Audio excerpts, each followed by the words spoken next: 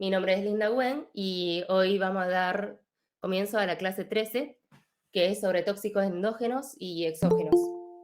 Bueno, como ustedes sabrán, el ser humano está relacionado constantemente con su medio y muchas veces se va a tener que enfrentar con ciertos agentes injuriantes.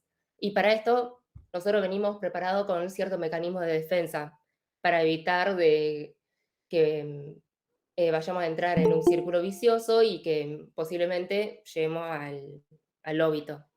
Entonces vamos a dividir los tóxicos, que pueden ser, según su origen, endógenos y exógenos.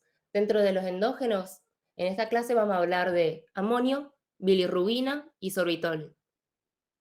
Dentro de los exógenos, principalmente vamos a hablar de organofosforados y monóxido de carbono. Entonces, arrancamos con amonio. Acá nos conviene recordar la estructura de un aminoácido que tiene un grupo amina. Entonces, para eliminar ese grupo amina, que va a resultar en amoníaco, vamos a utilizar las vías metabólicas de transaminación y desaminación. Como su nombre indica, transaminación, ¿qué va a hacer? Se va a encargar de transferir el grupo amina de un aminoácido hacia un cetoácido para formar glutamato. Y luego el glutamato va a pasar por desaminación y ahí obtenemos alfa-cetoglutarato y amoníaco. Así obtenemos la mayor fuente de amoníaco en el cuerpo. Y después otra de las fuentes puede ser por cuando nosotros ingerimos algún alimento, específicamente carne roja, leche, pescado, etcétera, huevo. La microbiota intestinal va a actuar sobre ese alimento y va a producir amoníaco. Y bueno, otra de las maneras para eliminar el amoníaco es mediante la formación de glutamina, que como pueden ver es L-glutamato más amoníaco. Mediante la glutamina sintetasa obtenemos la glutamina. Y después, mediante la enzima glutaminasa y o asparraginasa, se va a hidrolizar a ácido glutámico o ácido aspartato y amoníaco.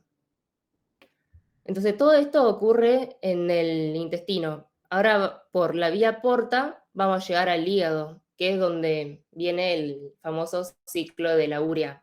Nos va a ayudar a eliminar el amoníaco. Como ustedes pueden ver, los dos protagonistas de este ciclo sería el amoníaco y yo necesito que llegue hasta formar urea, que es lo que me interesa, que es una sustancia que no es tóxica. Y diariamente nosotros eliminábamos entre 25, 30, 40 gramos de urea por día. Entonces seguimos con esta vía del ciclo de la urea, ¿sí? El amoníaco se va a juntar con el dióxido de carbono y mediante carbamilfosfato sintetasa obtenemos carbamilfosfato. Y mediante enzimas vamos a obtener citrulina, citrulina sale de mitocondria, vamos a tener argininosuccinato, todo esto hasta formar urea. ¿Y ahora qué pasa? En cada una de estas transformaciones necesitamos una enzima específica.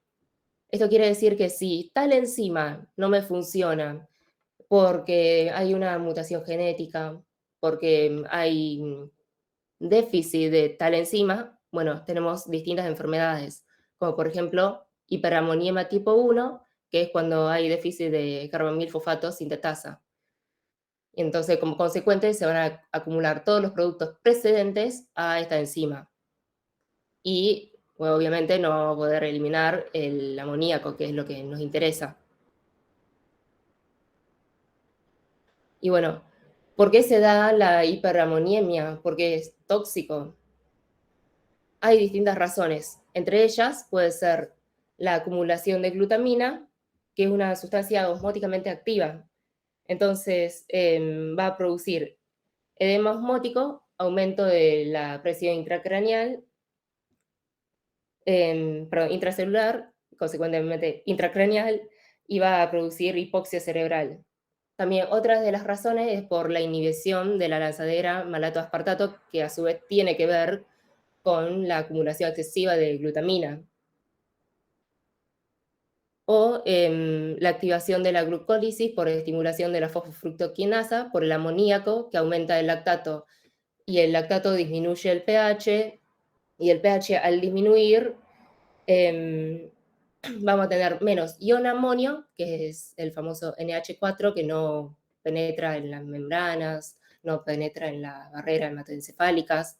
Bueno, eso lo vamos a tener de menos, vamos a tener más amoníaco que entra a la célula y nos perjudica.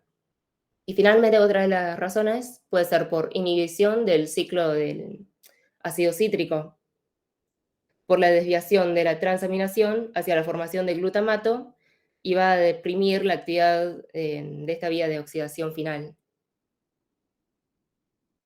Bueno, ahora pasamos a la bilirrubina, que para hablar de la bilirrubina tenemos que sí o sí hablar del catabolismo del hemo. ¿Y de dónde viene el hemo? Sabemos que tenemos la sangre. La sangre tenemos glóbulo rojo, ¿no? El glóbulo rojo tiene la proteína, hemoglobina, y ahí viene el hemo. Y cuando hablamos de catabolismo del hemo, vamos a tener, mediante una hemooxigenasa, tenemos biliverdina, y después, mediante la biliverdina reductasa, vamos a tener finalmente bilirrubina, que sería el producto final del catabolismo del hemo. Entonces, la bilirrubina, una vez que entra al torrente sanguíneo, se va a unir con proteínas. ¿Y cuál es la proteína más abundante por excelencia dentro del torrente sanguíneo? La albúmina. Luego, de este lado es el capilar sinusoide, ¿no? Acá tenemos el espacio de Dice y acá entramos a este cuadradito que sería el hepatocito. La bilirrubina se va a separar de la albúmina, va a entrar al hepatocito mediante la bilitraslocasa. Una vez dentro del hepatocito, se va a unir con otra proteína que se llama ligandina o proteína I. Luego va a entrar al retículo endoplasmático liso, en donde se va a encontrar con la UDP-glucuroniltransferasa, que es una enzima que lo va a conjugar para hacerlo hidrosoluble. Y vamos a tener diglucurónido de bilirrubina. Y mediante la MRP, que sería proteína multiresistente, y el 2, va a salir hacia el canalículo biliar y se va a excretar. Entonces, esta vía es muy importante que lo sepamos porque es la base para el razonamiento, diría. La bilirrubina que está acá se llama bilirrubina indirecta o no conjugada. Todo lo que sea previo al proceso de conjugación es bilirrubina indirecta, es bilirrubina no conjugada. Y luego del proceso de conjugación se va a llamar bilirrubina directa o bilirrubina conjugada. Y también es hidrosoluble porque se va a poder eliminar. Y en cada uno de estos pasos, también pueden presentarse fallas. Bueno, cuando nosotros le pedimos bilirrubina a un paciente, en el laboratorio nos va a figurar bilirrubina total y la directa. El valor normal de la total va a oscilar entre 0 y 1,2 miligramos por decilitro. Y la directa va a oscilar entre 0 y 0,3. Y bueno, la indirecta, que sería la que no se conjugó todavía, sería la diferencia resultante entre estas dos, la total menos la directa. Y ahora si hablamos de por qué puede haber una hiperbilirrubinemia, sea predominio directo, sea predominio de indirecto, hay múltiples causas. Y una manera ordenada de razonar sería pensar, ¿y a dónde se equivocó de todos esos pasos que yo necesito para conjugar, para eliminar la bilirrubina? ¿Dónde ocurrió el fallo? Puede haber causas prehepáticas, hepáticas o poshepáticas. Y a nivel del laboratorio vamos a ver si va a ser a predominio de bilirrubina directa o bilirrubina indirecta. Bueno, acá Este cuadro parece mucho, pero nada, si lo aprendemos a razonar, vamos a ver que es fácil de entender. Según el lugar de afección, puede ser prehepática, hepática o poshepática. Y si es prehepática, bueno, no llegamos al paso de conjugar. Entonces, ¿por qué vamos a elevar? La bilirrubina indirecta. ¿Y cuál es el mecanismo? Probablemente por sobreproducción. Entonces, busquemos alguna causa que nos dé como consecuencia mucho hemo en sangre. Bueno, posiblemente puede ser una anemia hemolítica autoinmune o por incompatibilidad del recién nacido. Sea cual sea la causa, significa que hay hemólisis. Se destruyen glóbulos rojos. Y al destruirse glóbulos rojos, también se van a destruir el hemo y el hemo va a entrar en catabolismo.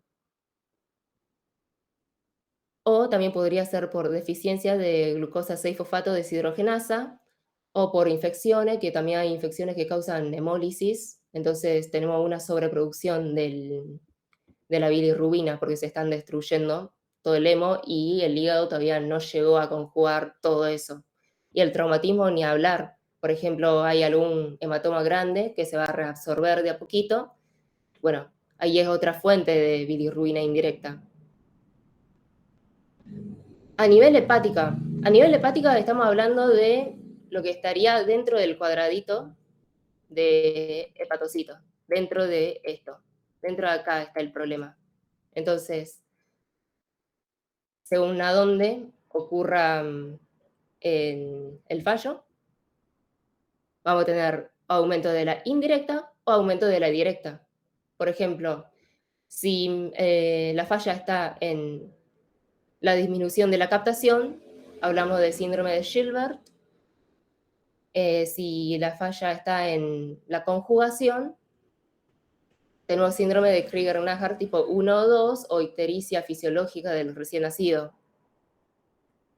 Esto sería previo a entrar acá, al retículo endoplasmático liso, o entrando, porque necesito, para elevar la bilirrubina indirecta, necesito que algo de acá haya fallado, que todavía no se haya conjugado, que acá la bilitraslocasa no permite la entrada de bilirrubina, entonces, bueno,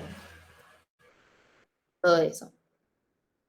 Ahora sí, digo, la afección es hepática, pero me eleva la bili directa. Entonces, claramente los pasos hasta acá se han realizados sin problema. Y mi problema va a estar en ese sector. Puede haber alteración en el transporte y almacenamiento, como por ejemplo en el síndrome de Dubin-Johnson o el síndrome de Rotor. O bueno, también podría ser una obstrucción de la vía biliar intrahepática. Todavía estamos dentro del hígado, frente a una cirrosis biliar donde hay tanta fibrosis, tejido cicatrizal. Entonces, el cananículo biliar, ese que habíamos visto en el gráfico, puede estar obliterado de esa luz. Entonces, tenemos aumento de la bili directa. O también podría ser hepatitis de distintas causas, por la misma injuria en el hepatocito.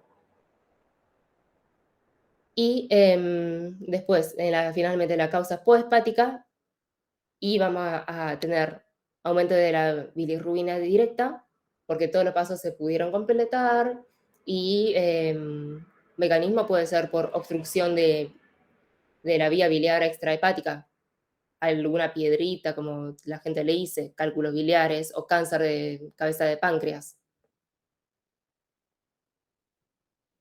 Bueno, acá con las crucecitas le quise mostrar dónde estaría la falla.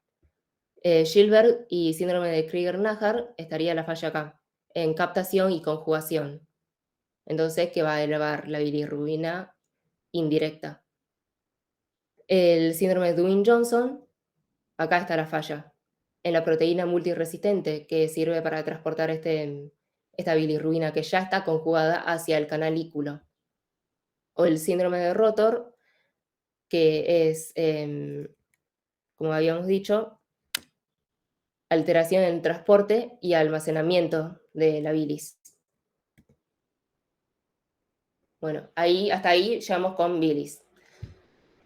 Ahora vamos a hablar de sorbitol. El sistema nervioso depende mayoritariamente de la glucosa, es su principal alimento fundamental para ejercer sus funciones y lo va a incorporar mediante los transportadores. Hay muchos, pero lo que nos interesa sería GLUT1, GLUT3 y GLUT5 porque estamos hablando del sistema nervioso, entonces sabemos que GLUT1 se localiza en la barrera hematoencefálica, GLUT3 en neuronas y GLUT5 en el cerebro. Bueno,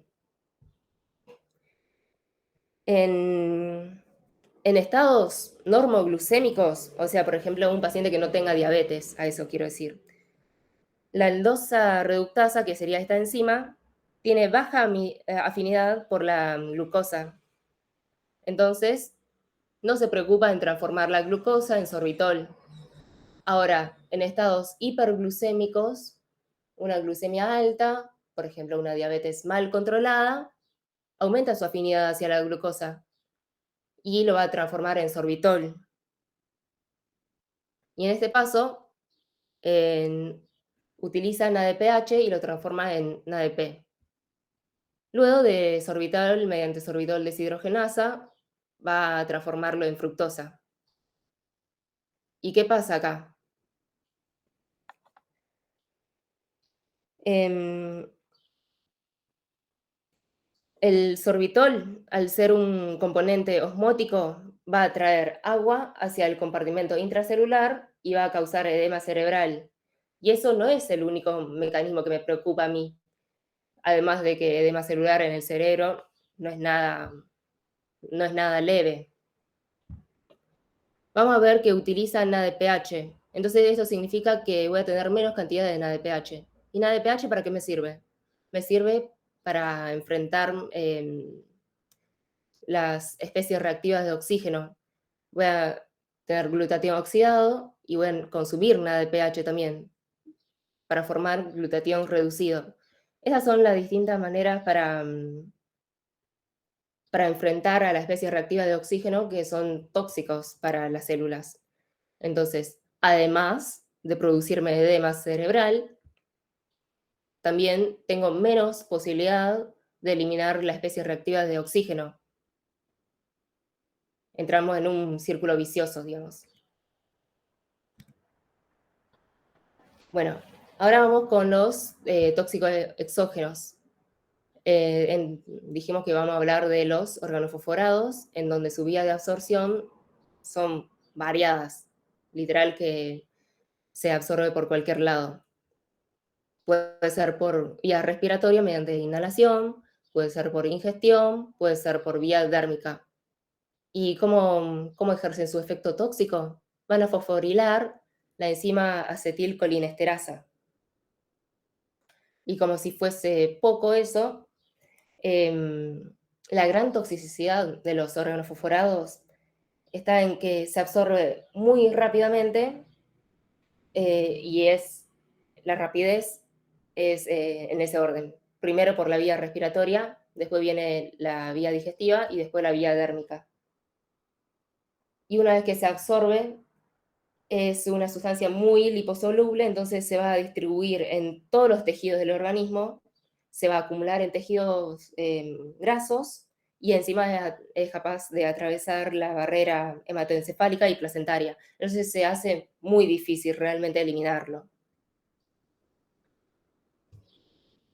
Y como dijimos, al fosforilar la enzima acetilcolinesterasa, vamos a tener acetilcolina dando vuelta. Tenemos la acetilcolina, que en su normalidad va a ser fosforilada por la acetilcolinesterasa. Ahora, no tengo quien me elimine la acetilcolina, porque tengo órgano fosforado en el organismo. Entonces voy a tener acetilcolina dando vuelta en el organismo. ¿Y qué hace eso? La acetilcolina se va a unir con sus respectivos receptores, puede ser receptores muscarínicos, nicotínicos, y así produce distintas manifestaciones sintomáticas. Por ejemplo, si se une con los receptores muscarínicos, vamos a tener visión borrosa, miosis, hiperemia conjuntival, rinorrea, broncorrea, cialorrea, bradicardia, broncoespasmo, cianosis, diaforesis, náusea, vómitos, cólico abdominal, diarrea, incontinencia de esfínteres. Efectos nicotínicos, vamos a tener vasoconstricción periférica, calambres, mialgias, fasciculaciones de debilidad, parálisis flácida, hiperglicemia. Y los efectos en el sistema nervioso central produce cefalea, ansiedad, irritabilidad, confusión, alteración del estado de la conciencia, ataxia y depresión respiratoria y convulsiones.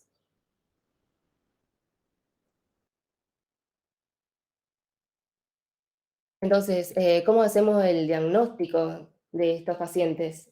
Básicamente es por la historia clínica y por la sospecha de exposición a donde estuvo el paciente.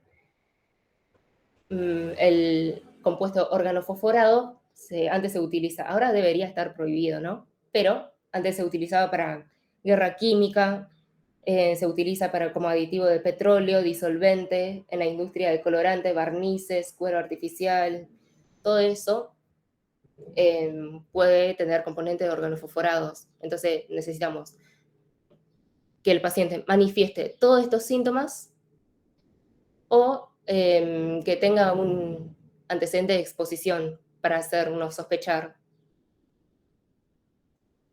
Y para solicitar el diagnóstico es recomendable que solicitemos la actividad de la colinesterasa plasmática y eritrocitaria. Y vamos a ver si hay mucha actividad, bueno, más o menos nos estaría confirmando el diagnóstico. Ahora pasamos al segundo tóxico exógeno que íbamos a hablar, que sería el monóxido de carbono, que desafortunadamente en invierno siempre tenemos óbitos por monóxido de carbono, porque es un gas tóxico que se dispersa con mucha facilidad y al ser inodoro, incoloro y no irrita la mucosa, la persona no se da cuenta. Entonces, fuentes es la calefacción, gases de motor, humo de incendios, artefactos de gas defectuoso o mal instalados. Y los síntomas van a variar según la concentración y el tiempo de exposición al monóxido de carbono. La cefalea es el síntoma principal. Todos los pacientes intoxicados tienen cefalea y van a experimentar fatiga, deterioro neurológico, ansiedad o depresión, pueden sumarse malestar y náuseas, comienzan los vómitos y así hasta disminuir se me fue la palabra, hasta tener una alteración del sensorio bastante importante como para llegar hasta la muerte. Incluso también tiene un efecto tóxico sobre la mioglobina, entonces podría haber infarto de miocardio, ¿por qué no? O infarto cerebral, pérdida de conocimiento, etc.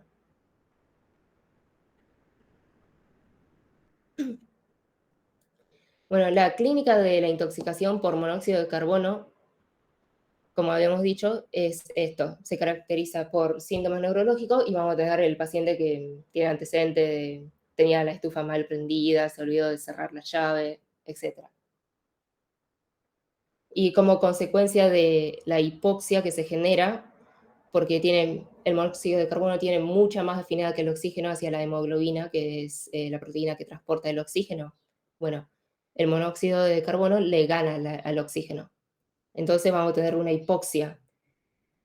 La hipoxia va a producir una vasoconstricción compensadora y que junto con la mala perfusión va a favorecer el pasaje del líquido al intersticio del tejido nervioso y va a provocar edema cerebral. Entonces vamos a tener un síndrome de hipertensión endocraniana y ahí también, consecuentemente a eso, náusea y vómitos. La fisiopatología muchas veces explica qué síndrome va a tener el paciente. Y este cuadro, si se sigue prolongando, podríamos llegar a muerte por paro cardiorrespiratorio. Y ya que estamos hablando de la hemoglobina, ¿por qué no hablar de la estructura? Es una molécula tetramérica, se trata de una asociación de 4 cadenas de aminoácidos y gracias a esta estructura, cada hemoglobina en cada cadena puede transportar una molécula de oxígeno. Entonces, si tiene 4 cadenas, puede transportar 4 moléculas de oxígeno. Y acá tenemos la curva de saturación de hemoglobina. Vamos a ver que tiene una forma sigmoidea, porque cuando la hemoglobina está desoxigenada, las 4 cadenitas, esas que hablamos, están tensas y va a dificultar la unión de la molécula de oxígeno. Pero una vez que se une la primera molécula de oxígeno, el proceso para que se unan las otras moléculas de oxígeno se va a facilitar y por eso la forma de esta curva. Entonces pasamos de una forma tensa a una forma R, se le dice. Y además, vamos a ver que al principio, cuando el oxígeno no está unido, el átomo de hierro, que está acá, está unido por su quinta posición de coordinación a la histidina F8 de la cadena de globina. Y cuando el átomo de hierro se une con la molécula de oxígeno, tracciona. Tracciona y al átomo de hierro lo ubica en el plano del hemo. Entonces, este proceso va a facilitar la unión del oxígeno hacia la hemoglobina. Y la curva esta también se va a ver influenciada por distintos factores, además de que se le una el primer oxígeno y después cada vez sea más fácil el proceso, va a ser influenciada por el pH, la presión parcial de dióxido de carbono, presencia de compuestos orgánicos como con fósforo y la temperatura. Frente a una disminución de pH y un aumento de la presión parcial de dióxido de carbono, la curva se va a desplazar hacia la derecha. Esto significa que va a adoptar su forma T, que sería la forma tensa, y me va a permitir liberar los átomos de oxígeno con mayor facilidad y así oxigenar a los tejidos periféricos que me están solicitando ese oxígeno. Bueno, esto era lo que recién dije.